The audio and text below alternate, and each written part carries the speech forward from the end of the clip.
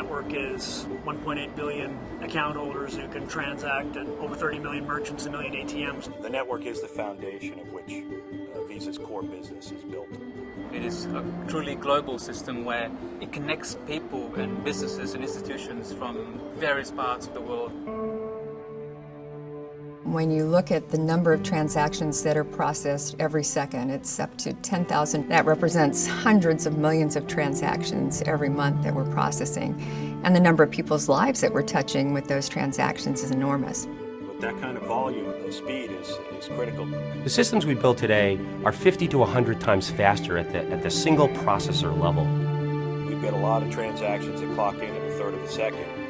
Basically, it takes longer for a clerk to swipe the card than it does to go out and back 6,000-mile round trip. The promise of Visa is that we provide the reliability, the security, the payment guarantee for every single one of those transactions. Behind that promise is the network. It's a system that's consistently, constantly, frequently updated to provide new services, new enhancements, new capabilities that our customers expect. Go around this building and ask anybody in here what the reliability and security of our network means. In security terms, it's pretty classic. Was this message not harmed, not touched, but came through exactly as it should? We've had to take a systematic and calculated approach to understand the threats and basically keep those at bay. That means the fraud, protection, the security, the monitoring, the availability, reliability, all go up tremendously. Everybody knows what 1 second of outage time would mean to a consumer, to a merchant. It's prime time somewhere in the world, and we have to keep the systems running all the time. It's got to be routinely flawless. VisaNet, the network, has got to be like a light switch, like electricity, like water. We wake up with that in mind, and we go to bed with that in mind. It's a 24/7 job to make sure that it processes flawlessly. I look in awe at some of our network engineers who for 19 years during peak time have kept the network up without a single second of downtime. And it's so important when we're talking about money, right? About people's lives. You can look at it that lives are on the line with our payment infrastructure. One of the most exciting, interesting, exhilarating parts of Visa is the fact that there are billions of transactions running through our gateway. Every transaction has a story.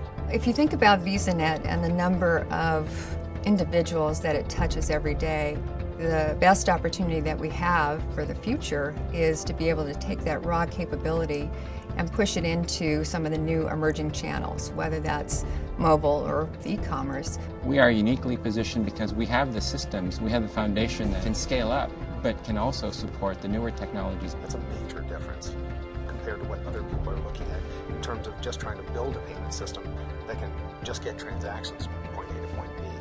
We really are tearing apart those transactions and adding some real logic to that part of the payment system.